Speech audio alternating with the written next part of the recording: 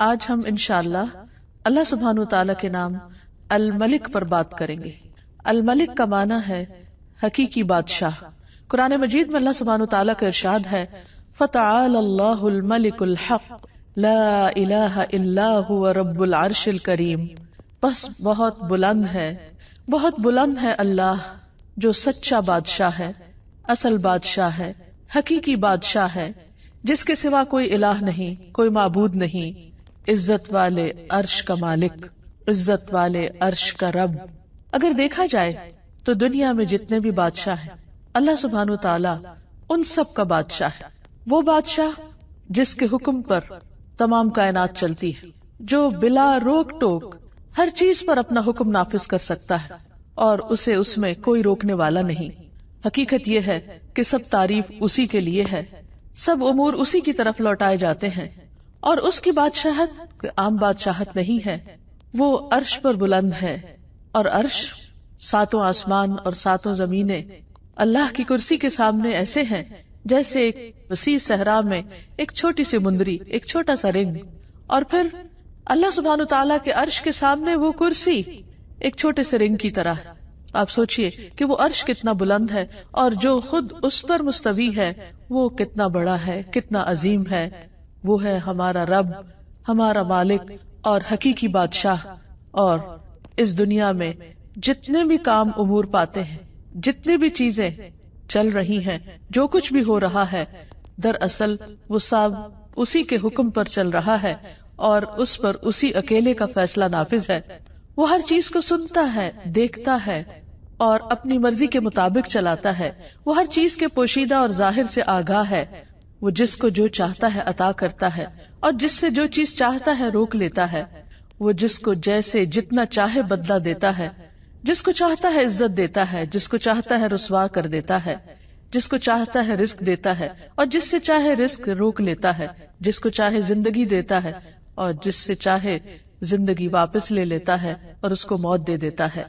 یہ ہے ہمارا رب، حقیقی بادشاہ۔ قرآن مجید میں سورۃ الحشر کی آخری آیات میں اللہ تعالیٰ فرماتے ہیں هو اللہ الذی لا الہ الا هو الملک۔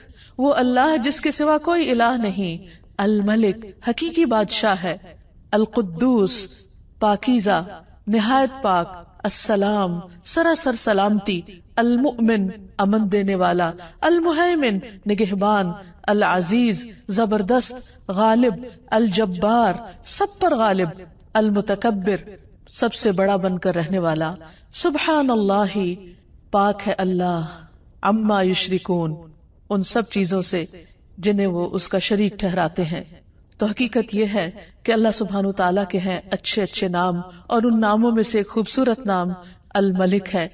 حضرت علی رضی اللہ عنہ کہتے ہیں کہ جب نبی صلی اللہ علیہ وسلم نماز کے لیے کھڑے ہوتے تو آغاز یوں کرتے اللہم انت الملک لا الہ الا انت۔ اے اللہ تو ہی بادشاہ ہے، تو ہی اصل بادشاہ ہے، تیرے سوا کوئی الہ نہیں۔ اور یہ اللہ کے رسول ہیں صلی اللہ علیہ وسلم جو اللہ سبحانہ تعالیٰ کی بادشاہت کا اعتراف کر رہے ہیں۔ آپ صلی اللہ علیہ وسلم نے یہ بھی فرمایا کہ اللہ تعالیٰ زمین کو مٹھی میں لے لے گا اور آسمانوں کو اپنے دائیں ہاتھ میں لپیٹ لے گا، پھر فرمائے گا انا الملک، انا الملک، میں ہوں اصل بادشاہ، میں ہوں اصل بادشاہ۔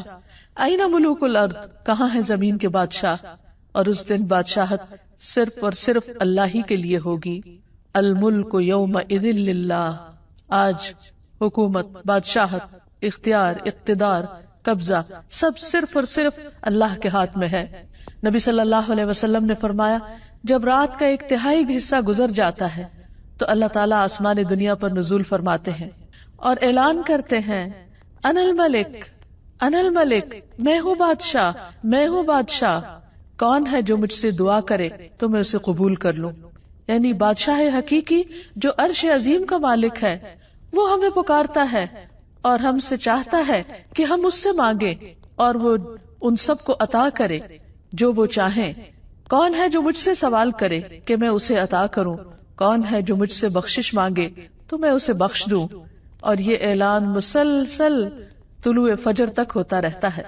اس وقت بھی اللہ سبحانہ تعالیٰ اپنا تعارف الملک کے طور پہ کرواتے ہیں کہ بندو یاد رکھو میں ہوں تمہارا حقیقی بادشاہ، اور جو حقیقی بادشاہ ہے وہ بادشاہ مطلق ہے، ایبسولوٹ اتھارٹی ہے اس کے پاس، وہ جو جب جیسے چاہے کرے. تبارک الذی بیدہ الملک وہو علی کل شیء قدیر. بہت برکت والا ہے وہ جس کے ہاتھ میں ہر چیز کا کنٹرول ہے، بادشاہت ہے، اور وہ ہر چیز پر پورا اختیار رکھتا ہے، پوری قدرت رکھتا ہے. سورۃ الفرقان میں اللہ تعالیٰ فرماتے ہیں الذی لہ ملک السماوات والارض ولم یتخذ ولدا ولم یکن لہ شریک فی الملک ولم یکن لہ شریک فی الملک، کہ اللہ سبحانہ وتعالیٰ وہ ہے کہ جس کے ہاتھ میں آسمانوں اور زمین کی بادشاہت ہے. یعنی وہ صرف زمین کا نہیں بلکہ آسمانوں کا بھی بادشاہ ہے، اور آسمانوں میں جو مخلوق رہتی ہے اور جو کچھ بھی اس نے بنایا ہے ان سب کا بادشاہ حقیقی ہے. وَلَمْ يَتَّخِذْ وَلَدًا، اور وہ ایسا بادشاہ ہے جس کا کوئی بیٹا نہیں ہے، کوئی اس کے اقتدار میں کہیں سے بھی شریک نہیں. وَلَمْ يَتَّخِذْ وَلَدًا وَلَمْ يَكُنْ لَهُ شَرِيكٌ فِي الْمُلْكِ، اور اس کی بادشاہت میں کوئی بھی شریک نہیں، یعنی مکمل اختیار رکھنے والا. دنیا میں بادشاہ یا جہاں بھی صاحب اقتدار لوگ ہوتے ہیں تو وہ بعض اوقات دوسروں کے مشورے کے ساتھ چلتے ہیں، دوسروں کی مدد کے ساتھ چلتے ہیں. ان کی حکومت کو چلانے کے لیے ایک فوج چاہیے ہوتی ہے، خزانہ چاہیے ہوتا ہے، لیکن اللہ سبحانہ وتعالی ہر چیز کے اوپر مکمل اختیار رکھتا ہے. اسے کسی کی بھی مدد اور کسی کے بھی خزانوں کی ضرورت نہیں، تمام کے تمام خزانے اس کے اپنے ہاتھ میں ہیں. پھر یہ ہے کہ دنیا میں جب کسی کو بادشاہت ملتی ہے تو ایک محدود وقت کے لیے ملتی ہے، لیکن اللہ سبحانہ وتعالی ہمیشہ سے بادشاہ اور ہمیشہ رہے گا. پھر یہ کہ دنیا کے بادشاہوں سے بہت سی چیزیں اوجھل رہتی ہیں، انہیں معلوم ہی نہیں ہوتی. بعض اوقات ان کے فیصلے عدل و انصاف پر مبنی نہیں ہوتے، بعض اوقات وہ فیصلے کر لیتے ہیں لیکن ان کے فیصلے نافذ ہی نہیں ہوتے، جبکہ اللہ سبحانہ وتعالی کا ہر فیصلہ علم اور حکمت پر مبنی ہوتا ہے اور اس کا ہر فیصلہ نافذ ہوتا ہے. ایسا نہیں کہ وہ حکم دے اور اس کا حکم مانا نہ جائے، وہ کسی کو کچھ کہے اور اس کی تابعداری کی نہ جائے. ہاں، وقتی طور پر اگر انسان کو کچھ اختیار حاصل ہے تو وہ بھی بہت محدود ہے اور اس کے بارے میں بھی اس سے پوچھا جائے گا. تو بحیثیت مسلمان ہمارا اس بات پر پورا یقین اور پورا ایمان ہونا چاہیے کہ اصل بادشاہت اللہ ہی کے لیے ہے، اور اگر زمین پر اللہ نے مجھے کسی بھی معاملے میں کچھ بھی اختیار دیا ہے تو صرف یہ وقتی ہے اور اس کا بھی حساب ہونے والا ہے. لیکن اللہ سبحانہ وتعالی ہی حقیقی بادشاہ ہے. سورۃ المؤمنون میں آتا ہے، اللہ تعالیٰ فرماتے ہیں قُلْ مَنْ بِيَدِهِ مَلَكُوتُ كُلِّ شَيْءٍ وَهُوَ يُجِيرُ وَلَا يُجَارُ عَلَيْهِ. ان سے پوچھئے، بتاؤ بادشاہی کس کے ہاتھ میں ہے، بادشاہ کون ہے، اور وہ کون ہے جو پناہ دیتا ہے اور اس کے مقابلے میں کسی کو پناہ نہیں مل سکتی. سورۃ یاسین میں اللہ تعالیٰ فرماتے ہیں فَسُبْحَانَ الَّذِي بِيَدِهِ مَلَكُوتُ كُلِّ شَيْءٍ وَإِلَيْهِ تُرْجَعُونَ. پاک ہے وہ اللہ، وہ ذات جس کے ہاتھ میں ہر چیز کی بادشاہت ہے، ہر چیز پر وہ چھایا ہوا ہے، ہر چیز پر غالب ہے، ہر چیز پر اس کا حکم چلتا ہے، اور تم سب اسی کی طرف لوٹائے جاؤ گے، اسی کے پاس پہنچو گے. پھر وہ تم سے حساب لے گا، تم سے پوچھے گا. اور جہاں تک اختیارات کا تعلق ہے تو دنیا میں جتنے بھی بادشاہ ہیں ان کے پاس جو بھی خزانے ہیں وہ محدود ہیں اور وہ ختم ہو جاتے ہیں، اور ان کو بھرنے کے لیے انہیں مختلف وسائل اختیار کرنے پڑتے ہیں، جبکہ اللہ سبحانہ وتعالی اس کو خرچ کرنے کے لیے کسی سے کچھ لینے کی ضرورت نہیں ہوتی. ایک روایت میں آتا ہے رسول اللہ صلی اللہ علیہ وسلم نے فرمایا اللہ کا ہاتھ بھرا ہوا ہے، اسے رات دن کی بخشش کم نہیں کرتی، وہ دن کو بھی دیتا ہے، وہ رات کو بھی دیتا ہے، اور یہ دینا اس کے خزانوں میں کمی نہیں کرتا. آپ نے فرمایا کیا تمہیں معلوم ہے کہ جب اس نے آسمان و زمین پیدا کیا اور جب سے پیدا کیے اس نے کتنا کچھ خرچ کیا، یعنی جب سے یہ دنیا بنی ہے اس نے کیا کچھ نہیں دیا، وہ دیتا ہی چلا جا رہا ہے. عام طور پر دنیا میں وقتی طور پر جب کسی کو اقتدار ملتا ہے یا بادشاہت ملتی ہے تو اس کے پاس جو بھی خزانہ ہوتا ہے یا خرچ کرنے کو ہوتا ہے وہ محدود ہوتا ہے، اور بعض اوقات خرچ کرنے کے بعد وہ ختم بھی ہو جاتا ہے، اور اس خزانے کو بھرنے کے لیے مختلف طرح کے ہیلے کرنے پڑتے ہیں. لیکن اللہ سبحانہ وتعالی کسی کا بھی محتاج نہیں، وہ دن رات خرچ کرتا ہے لیکن اس کے خزانوں میں کسی قسم کی کوئی کمی واقع نہیں ہوتی.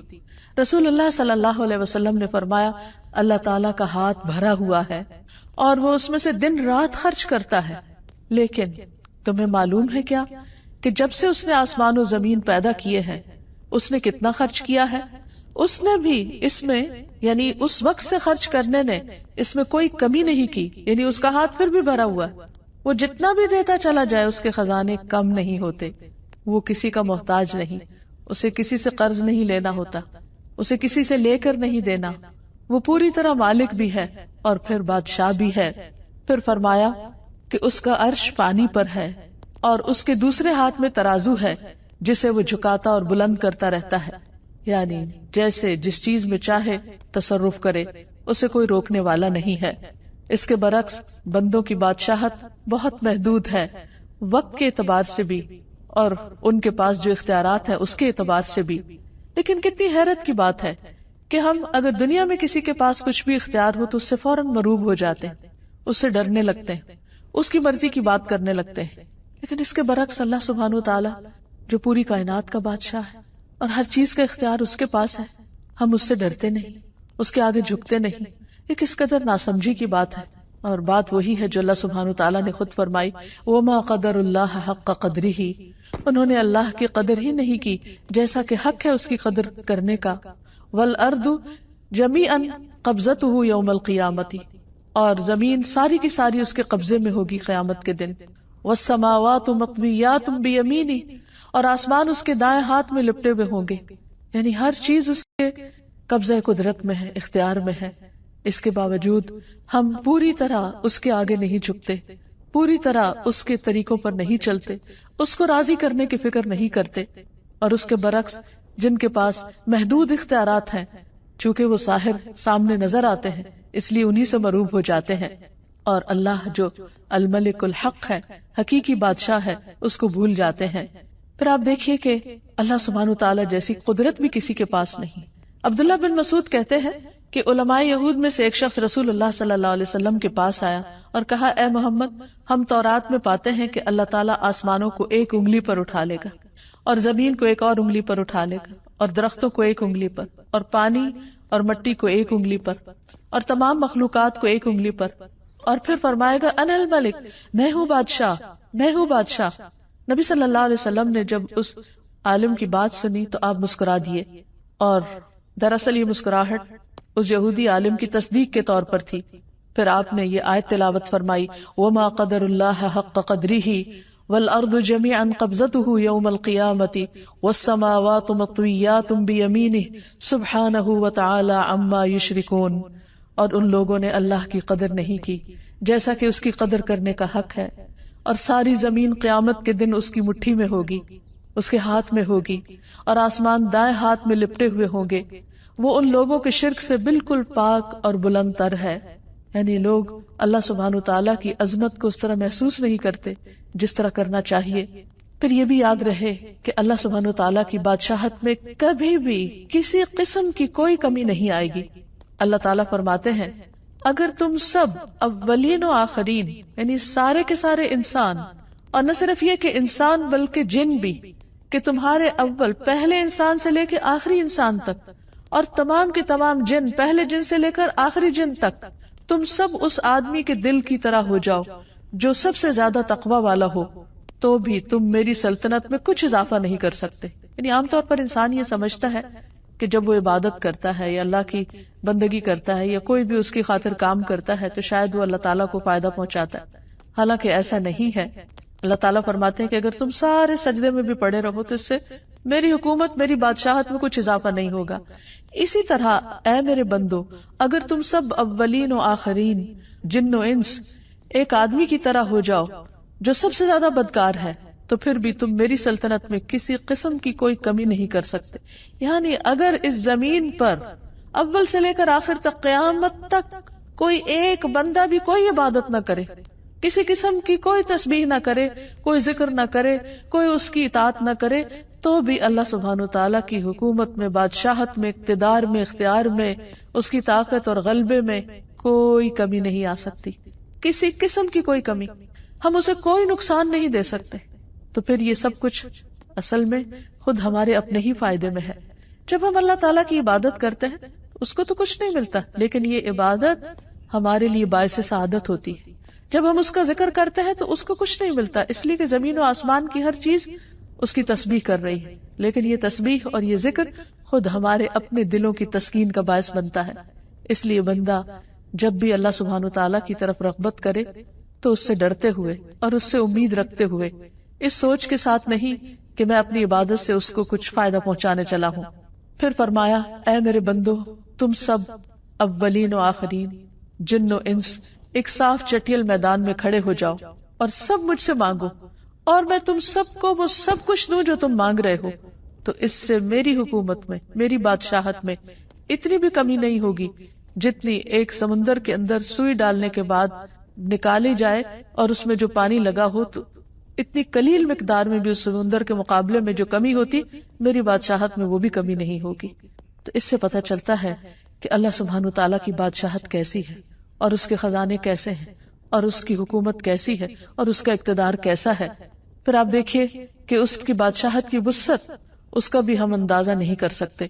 نبی صلی اللہ علیہ وسلم نے فرمایا، میں خوب جانتا ہوں کہ اہل جہنم میں سے کون سب سے آخر میں نکلے گا۔ وہ ایک ایسا شخص ہوگا جو اپنے گھٹنوں کے بل رینگتا ہوا جنت میں داخل ہوگا، یعنی جہنم سے گھٹنوں کے بل گھسٹتا ہوا باہر نکلے گا، تو اللہ سبحانہ وتعالیٰ اسے حکم دیں گے کہ جاؤ جنت میں داخل ہو جاؤ۔ وہ جنت میں آئے گا، لیکن اسے ایسے معلوم ہوگا کہ جیسے جنت بھری ہوئی، تو واپس اللہ تعالیٰ کے پاس جائے گا اور کہے گا، یا رب جنت تو بھر گئی ہے۔ اللہ تعالیٰ اسے فرمائیں گے کہ جاؤ جنت میں چلے جاؤ۔ پھر وہ جائے گا، پھر وہ دیکھے گا کہ جنت بہت آباد ہے، وہ واپس آئے گا اور کہے گا، اے رب جنت تو بھری ہوئی معلوم ہوتی ہے، میں نے جنت کو بھرا ہوا پایا ہے۔ تو اللہ تعالیٰ پھر فرمائے گا کہ جاؤ جنت میں داخل ہو جاؤ، میں تمہیں دنیا کی مانند اور اس سے 10 گنا زیادہ دیتا ہوں۔ سوچئے اس دنیا میں کیا کچھ، یعنی عام طور پر ایک انسان کے بس میں نہیں کہ وہ ایک انسان کیا، آج تک اتنی تحقیقات ہوئی، اتنا کچھ انسانوں نے پڑھا لکھا، بڑی بڑی یونیورسٹیاں قائم ہوئی، لیکن پوری زمین کو ایکسپلور نہیں کر سکے اور اس کے پورے خزانوں کو بھی۔ تو اللہ سبحانہ وتعالیٰ جہنم سے نکلنے والے آخری شخص سے فرمائے گا کہ جاؤ میں تمہیں دنیا اور اس جیسی 10 دنیا تمہیں دیتا ہوں، اور یہ وہ ہے جو سب سے آخر میں جنت میں پہنچنے والا ہوگا۔ تو آپ خود سوچئے کہ جن کو جنت الفردوس عطا ہوئی اور جن کو جنت کے بلند درجات نصیب ہوئے، ان کو کیا کچھ اللہ تعالیٰ عطا فرمائیں گے۔ یہ ہے اصل بادشاہ، حقیقی بادشاہ، کہ جس کو جتنا دینا چاہے وہ دے سکتا ہے، اور سب کچھ دینے کے بعد بھی اس کے اپنے خزانوں میں کچھ کمی واقع نہیں ہوتی۔ تو وہ شخص اس پر بہت حیران ہو جائے گا اور کہے گا کہ یا رب تو مجھ سے مذاق کرتا ہے، واقعی اتنا کچھ، یعنی اسے یقین نہیں آئے گا کہ اتنا کچھ بھی مل سکتا ہے۔ تو اس بات پر نبی صلی اللہ علیہ وسلم جب یہ بیان کر رہے تھے تو آپ بھی ہنسنے لگے اور آپ کے سامنے کے دندان مبارک ظاہر ہو گئے، اور آپ کہا کرتے تھے یہ جنت میں سب سے کم درجے والے کا حال ہے، سب سے کم درجے والے کا۔ اور آج انسان دنیا کی حقیر چیزوں کے پیچھے اپنا دین ایمان بیچ ڈالتا ہے اور اللہ سبحانہ وتعالیٰ کو ناراض کر دیتا ہے، اور یہ بھول جاتا ہے کہ اصل اختیار غلبہ اللہ سبحانہ وتعالیٰ کے پاس ہے، اور وہ اپنے فیصلوں میں خود مختار ہے، جو چاہے کرے۔ اللہ سبحانہ وتعالیٰ وقتی طور پر دنیا میں جب کسی کو کوئی بھی نعمت دیتا ہے تو عام طور پر شیطان اس کے دل میں غرور اور تکبر ڈالنے لگتا ہے، اور اگر کچھ اختیار اور اقتدار مل جائے تو یہ چیز اور بڑھنے لگتی ہے، اور اللہ سبحانہ وتعالیٰ کو بندوں کی یہی چیز پسند نہیں۔ رسول اللہ صلی اللہ علیہ وسلم نے فرمایا، اللہ عز و جل فرماتے ہیں کہ تکبر میری چادر ہے اور عظمت میری ازار ہے، پس جو کوئی مجھ سے اس کے بارے میں جھگڑا کرے گا میں اسے آگ میں پھینک دوں گا۔ یعنی کسی بھی شخص کو خدا بننے کی ضرورت نہیں۔ اگر کوئی اپنے آپ کو خود مختار اور مالک الملک سمجھتا ہے کہ سب حکومت اور سب اختیار اور سب اقتدار میرے پاس ہے اور مجھے کوئی نقصان نہیں دے سکتا، یا میں سب کچھ کر سکتا ہوں، تو اس سے بڑی غلط فہمی کوئی نہیں۔ دنیا میں انسان کو چھوٹی یا بڑی کوئی بھی جو نعمت ملے، ہمیشہ انسان ہمبل رہے، شکر ادا کرتا رہے، اسے اللہ کی دی ہوئی نعمت سمجھے اور اپنے آپ کو کبھی بھی اس کا حقیقی مالک نہ سمجھے۔ جو کچھ ہے عارضی طور پر ہے، ایک امتحان کے لیے ہے، اور جلد ہمارے ہاتھوں سے نکل جانے والا ہے، اس لیے اصل اختیار اللہ کے پاس ہے۔ پھر اسی طرح یہ بھی یاد رہے کہ اللہ سبحانہ وتعالیٰ کی بادشاہت ایسی بادشاہت ہے کہ جس میں حکم دینے یا روکنے اور کسی بھی چیز کو کرنے کا مکمل اختیار اس کے پاس ہے۔ ارشاد باری تعالیٰ ہے، بدیع السماوات والارض وَإِذَا قَضَى أَمْرًا فَإِنَّمَا يَقُولُ لَهُ كُن فَيَكُونُ، آسمانوں اور زمین کا موجد ہے، اور جب کسی کام کے کرنے کا فیصلہ کر لیتا ہے تو بس اتنا کہتا ہے کہ ہو جاؤ، اور وہ ہو جاتی۔ آپ سوچئے کہ دنیا میں اگر کوئی حکم دیتا بھی ہے تو بعض اوقات اس کے حکم، اس کے آرڈیننس، اس کے فرمان کی کیا ویلیو ہوتی ہے، بعض اوقات پوری پوری قوتیں صرف کر کے بھی ایک قانون کو نافذ نہیں کیا جا سکتا، جبکہ اللہ سبحانہ وتعالی صرف اتنا ارادہ کرتے ہیں کہ ہو جاؤ، اور صرف کلمہ کن فرماتے ہیں اور سب کچھ ہو جاتا ہے، اور کوئی اس کو روکنے والا نہیں ہوتا۔ اور اسی لیے ہم ہر نماز کے بعد جو دعا پڑھتے ہیں یا پڑھنے کا حکم دیا گیا کہ اللہم لا مانع لما اعطیت ولا معطی لما منعت ولا ينفع ذا الجد منک الجد، اے اللہ جسے تو دے اسے کوئی روکنے والا نہیں، اور جس سے تو روک دے اسے کوئی دینے والا نہیں، اور کسی مالدار کو اس کا مال تیری بارگاہ میں کوئی فائدہ نہ دے سکے گا۔ یعنی اگر دنیا میں کسی کے پاس کچھ بھی ہے تو وہ دنیا ہی کے چند دن کے فائدے کے لیے ہے، آخرت میں وہ مال دے کر اللہ کو راضی نہیں کر سکتا۔ پھر آپ دیکھیے کہ مخلوق پر، یعنی انسان ہو یا باقی حیوانات ہو، یا جو بھی اللہ سبحانہ تعالیٰ نے چیزیں بنائی ہیں، بڑے بڑے ستارے اور سیارے جن کی بڑائی کے بارے میں آج انسان تھوڑا بہت کچھ جانتا ہے، ان سب کو کنٹرول کس نے کیا ہوا ہے؟ ان سب پر کس کا حکم چل رہا ہے؟ اور کس نے ان کے لیے جو ضابطہ بنایا ہے اس پر وہ مکمل طور پر پابند بھی ہیں اور اس میں کسی قسم کی کمی بیشی نہیں کرتے۔ اللہ سبحانہ وتعالیٰ خود اس کے بارے میں فرماتے ہیں الم تعلم، کیا تم جانتے نہیں ہو ان اللہ لہ ملک السماوات والارض، کہ اللہ سبحانہ وتعالیٰ ہی کے لیے آسمان و زمین کی بادشاہت، یعنی جتنا کچھ بھی تم دیکھ رہے ہو، یہ سورج، چاند، ستارے، یہ بلینز آف گیلیکسیز اور ان کے اندر ٹریلینز آف سٹارز، اور ان سب کا مسلسل چلتے رہنا، چلنا نہیں بلکہ پوری قوت کے ساتھ دوڑتے رہنا، اور اس نظام میں کسی قسم کا خلل نہ آنا، یہ دراصل کس کے کنٹرول میں ہے، کس کے اختیار میں ہے، کس نے ان سب کو ایک ڈسپلن کے اندر رکھا ہوا ہے۔ آج ہمارے لیے تو ٹریفک کو کنٹرول کرنا مشکل ہو جاتا ہے، لیکن آسمانوں کی ٹریفک، خواہ وہ بادل ہوں یا ستارے اور کواکب ہوں، یہ تمام چیزیں صرف اور صرف اللہ کے حکم کے مطابق ہی چل رہی ہیں، اسی نے ان کو تھاما ہوا ہے، اور ان میں سے کوئی ایک بھی اپنی راہ چھوڑ کر دوسری طرف نہیں جاتا۔ اگر ان میں سے کوئی ایک بھی اپنی مرضی کرنے لگے تو ہر چیز ٹکرا کر رہ جائے، یہ نظام درہم برہم ہو کر رہ جائے۔ تو اس سے یہ پتہ چلتا ہے کہ حقیقی بادشاہت ان سب پر دراصل اللہ ہی کی ہے۔ فرمایا یعذب من یشاء ویغفر لمن یشاء، جس کو چاہتا ہے عذاب دیتا ہے اور جسے چاہے بخش دیتا ہے۔ واللہ علی کل شیء قدیر، اور اللہ ہر چیز پر پوری قدرت رکھتا ہے۔ پھر اسی طرح رزق کے سارے معاملات بھی اسی کے اختیار میں ہیں۔ واللہ یرزق من یشاء بغیر حساب، اللہ جس کو چاہتا ہے بغیر حساب رزق دیتا ہے، یعنی انلمیٹڈ۔ پھر کسی کو حکومت دینا یا نہ دینا یہ بھی اس کے اختیار میں ہے۔ واللہ یؤتی ملکہ من یشاء، اللہ اپنی بادشاہت دیتا ہے، اپنی حکومت دیتا ہے جسے چاہتا ہے، اور اللہ وسعت والا، علم والا ہے۔ سیدھے راستے پہ چلانا بھی اسی کے اختیار میں ہے۔ واللہ یہدی من یشاء الی صراط مستقیم، پھر نفع اور نقصان بھی اسی کے ہاتھ میں ہے۔ وَإِن يَمْسَسْكَ اللَّهُ بِضُرٍّ فَلَا كَاشِفَ لَهُ إِلَّا هُوَ، اگر اللہ سبحانہ وتعالیٰ تمہیں کوئی نقصان پہنچانا چاہے تو اس کے سوا اسے کوئی ہٹا نہیں سکتا۔ وَإِن يُرِدْكَ بِخَيْرٍ، اور اگر تمہیں کوئی خیر پہنچانا چاہے فَلَا رَادَّ لِفَضْلِهِ، تو اس کے فضل کو بھی کوئی نہیں پھیر سکتا۔ يُصِيبُ بِهِ مَن يَشَاءُ، وہ جس کو چاہتا ہے وہ فضل پہنچاتا ہے، یعنی کوئی اس کو روک نہیں سکتا۔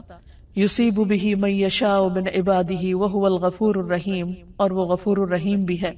پھر اسی طرح نبوت کا دینا بھی اسی کے اختیار میں ہے، اس نے جس کو چاہا اپنے بندوں میں سے اپنی رسالت کے لیے چن لیا۔ پھر ہر طرح کا فضل دینا بھی اللہ کے اختیار میں ہے، یعنی کوئی کسی سے اللہ کی نعمت کو چھین نہیں سکتا، اور اسی لیے حسد کرنا منع کیا گیا ہے، کیونکہ وہ اللہ کا فیصلہ ہوتا ہے، وہ جس پہ جو چاہے رحمت فرمائے۔ پھر اسی طرح بیٹے اور بیٹیاں دینا بھی اللہ کے اختیار میں ہے۔ اللہ تعالیٰ فرماتے ہیں للہ ملک السماوات والارض یخلق ما یشاء یہب لمن یشاء اناثا ویہب لمن یشاء الذکور، آسمانوں اور زمین کی بادشاہت اللہ ہی کی ہے، جسے چاہتا ہے جو چاہتا ہے پیدا کرتا ہے۔ یخلق ما یشاء، یعنی اس کی تخلیق اس کی مرضی سے ہوتی ہے، کیونکہ وہ بادشاہ ہے۔ جسے چاہتا ہے بیٹیاں عطا کرتا ہے، جسے چاہتا ہے بیٹے دیتا ہے، اور جسے چاہتا ہے ملا جلا کر دیتا ہے۔ اصل اختیار اسی کا ہے۔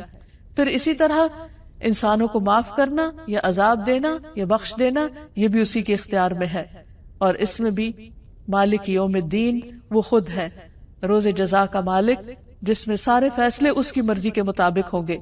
پھر تمام بنی آدم کے دلوں کا اختیار بھی اللہ سبحانہ وتعالیٰ کے پاس ہے. یعنی صرف یہ نہیں کہ آسمان اور ستارے سیارے کا مالک وہ ہے اور اس پر اس کی حکومت ہے، نہیں، اس زمین پر بھی حقیقی حکومت اور بادشاہت اسی کی ہے، حتیٰ کہ انسانوں کے دلوں پر بھی. رسول اللہ صلی اللہ علیہ وسلم نے فرمایا، تمام بنی آدم کے دل رحمان کی انگلیوں میں سے 2 انگلیوں کے درمیان ایک دل کی طرح ہے، وہ جیسے چاہتا ہے اسے پھیر دیتا ہے. پھر آپ صلی اللہ علیہ وسلم نے فرمایا، اللہم مصرف القلوب صرف قلوبنا علی طاعتک، اے اللہ جو دلوں کا پھیرنے والا ہے، ہمارے دلوں کو اپنی اطاعت پر پھیر دے، یعنی اس کی طرف موڑ دے، کیونکہ اللہ کے لیے کچھ بھی ناممکن نہیں، ہر چیز اسی کے اختیار میں ہے. پھر یہ بھی یاد رہے کہ اللہ سبحانہ وتعالیٰ کو کوئی مجبور کرنے والا نہیں. دنیا کے بادشاہ بعض اوقات وہ مجبور ہوتے ہیں، وہ اپنے حواریوں اور اپنے دوسرے مددگاروں کی مرضی کے مطابق فیصلے کرتے ہیں، بعض اوقات وہ اپنی خواہش کے مطابق فیصلے بھی نہیں کر سکتے. لیکن اللہ سبحانہ وتعالیٰ کی بادشاہت ایسی بادشاہت ہے کہ جس میں وہ جس کو جو چاہے عطا کر دے، جو چاہے فیصلہ کر دے، کوئی اس کے فیصلوں پر حاوی نہیں ہو سکتا. نبی صلی اللہ علیہ وسلم نے فرمایا، تم میں سے کوئی کبھی یوں نہ کہے کہ اللہ اگر تو چاہے تو مجھے معاف کر دے، تو چاہے تو مجھ پر رحم فرما، نہیں، بلکہ پورے عزم سے مانگے، کیونکہ اللہ جو چاہے کرتا ہے، وہ جو چاہے کرتا ہے، کوئی اسے مجبور کرنے والا نہیں. اس لیے اس سے خوب اچھی طرح پورے یقین اور اعتماد کے ساتھ مانگو. اور ایک اور چیز یہ کہ اس کی بادشاہت ایسی بادشاہت ہے جس میں وہ ظلم نہیں کرتا.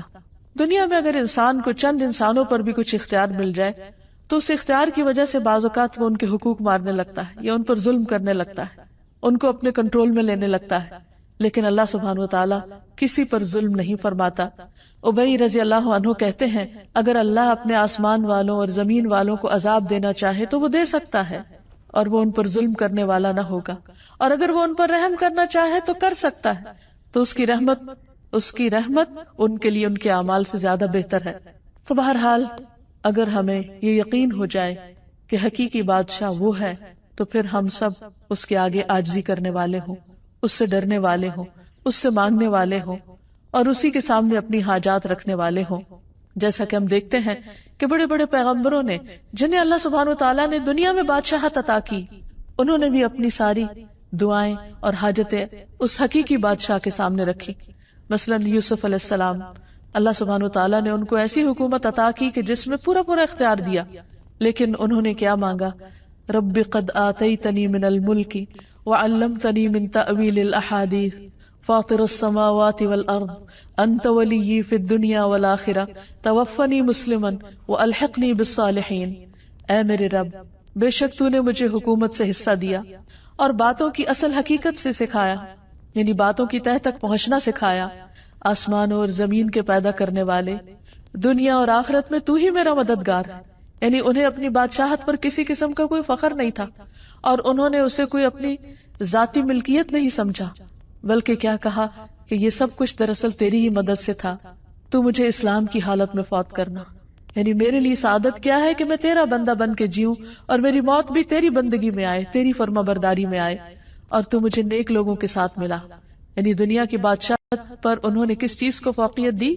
اللہ سبحانہ وتعالیٰ کی رضا کو اور نیک بندوں کی صحبت کو. سلیمان علیہ السلام، جن کے لیے اللہ سبحانہ وتعالیٰ نے ہر چیز کو مسخر کر رکھا تھا، ہواؤں کو مسخر کر رکھا تھا، جنات کو مسخر کر رکھا تھا، پرندوں کو، ہر طرح کی فوجیں تھی ان کے پاس، لیکن وہ اللہ کے فرما بردار بندے تھے. وہ کیا دعا کرتے ہیں؟ رب اغفر لی وہب لی ملکا لا ينبغی لأحد من بعدی انک انت الوہاب. وہ بھی اللہ ہی سے مانگتے ہیں، اے رب مجھے بخش دے. کس قدر عاجزی ہے، سب کچھ ہوتے ہوئے بھی کہتے یا رب مجھے بخش دے، اور ایسی بادشاہت دے جو میرے بعد کسی کے لائق نہ ہو. یقیناً تو بہت عطا کرنے والا ہے. یعنی ایک طرف اپنی بخشش اور دوسری طرف جو ان کے دل میں تھا انہوں نے مانگا اور پورے یقین کے ساتھ مانگا.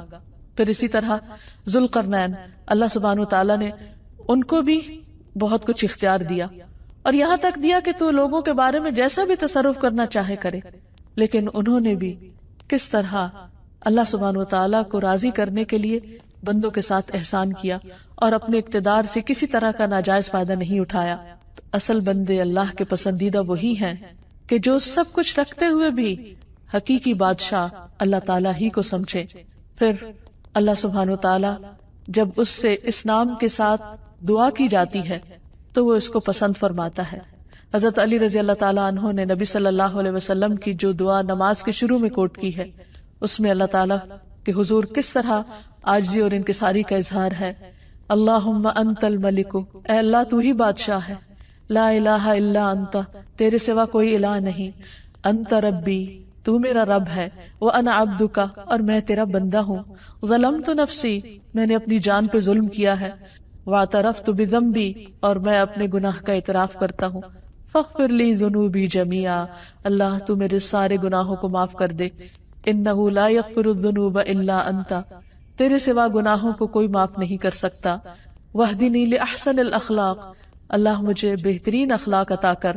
لا یہدی لاحسنھا الا انت، تیرے سوا بہترین اخلاق کی طرف کوئی رہنمائی نہیں کر سکتا. واصرف عنی سیئھا لا یصرف عنی سیئھا الا انت، اور تو مجھ سے میری برائیاں دور کر دے، ان برائیوں کو کوئی دور نہیں کر سکتا سوائے تیرے. پھر اسی طرح نبی صلی اللہ علیہ وسلم قیام کی حالت میں یہ دعا پڑھا کرتے تھے. سبحان ذی الجبروت والملکوت والکبریاء والعظمہ. آپ صلی اللہ علیہ وسلم کا مقام کتنا بلند ہے، لیکن جب اللہ کے حضور ہاتھ باندھ کر کھڑے ہوتے تو کس طرح اپنے رب کی تعریف بیان کرتے. سبحان ذی الجبروت والملکوت والکبریاء والعظمہ، پاک ہے وہ جو طاقت والا، سلطنت والا، کبریائی والا اور عظمت والا ہے. جو شخص جتنی زیادہ اللہ کی معرفت رکھتا ہے اتنے ہی خوبصورت الفاظ میں اللہ سبحانہ وتعالیٰ کو یاد کرتا ہے. پھر اسی طرح جو اللہ سبحانہ وتعالیٰ کے پسندیدہ کلمات ہیں ان میں سے لا الہ الا اللہ وحدہ لا شریک لہ لہ الملک ولہ الحمد وہو علی کل شیء قدیر ہے. نبی صلی اللہ علیہ وسلم جب نماز کے بعد سلام پھیرتے تو یہ کلمہ پڑھا کرتے تھے ہر نماز کے بعد کہ اللہ کے سوا جو صرف ایک ہے، کوئی اور معبود نہیں، اس کا کوئی شریک نہیں. لہ الملک، ساری بادشاہت اسی کی ہے اور سب تعریف بھی اسی کی ہے اور وہ ہر چیز پر قادر ہے.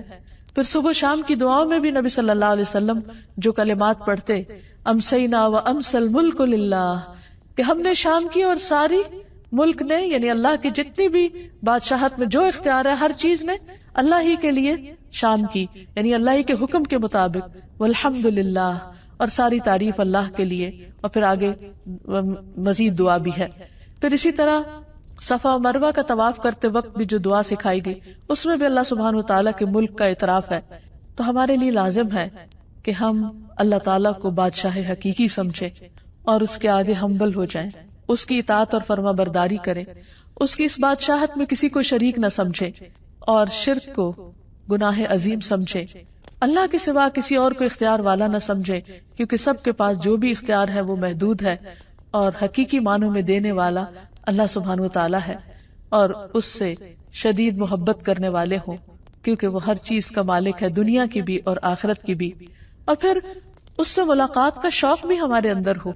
جب دنیا میں کسی بڑے انسان کے بارے میں ہم سنتے ہیں تو اس سے ملنے کا شوق ہوتا ہے، اس کے قریب ہونے کا شوق ہوتا ہے، لیکن کیا ہم اللہ کی بڑائی کو سمجھتے نہیں کہ اس کے قرب اور اس کی ملاقات کا کوئی شوق نہیں ہمارے دل میں؟ نہیں. اگر ہم واقعی اس کی عظمت کو پہچان جائیں تو پھر اس سے ملاقات کا شوق بھی ہمارے دل میں ہو اور اس کا قرب بھی چاہیں. اور اس کا قرب نماز کے ذریعے حاصل ہوتا ہے.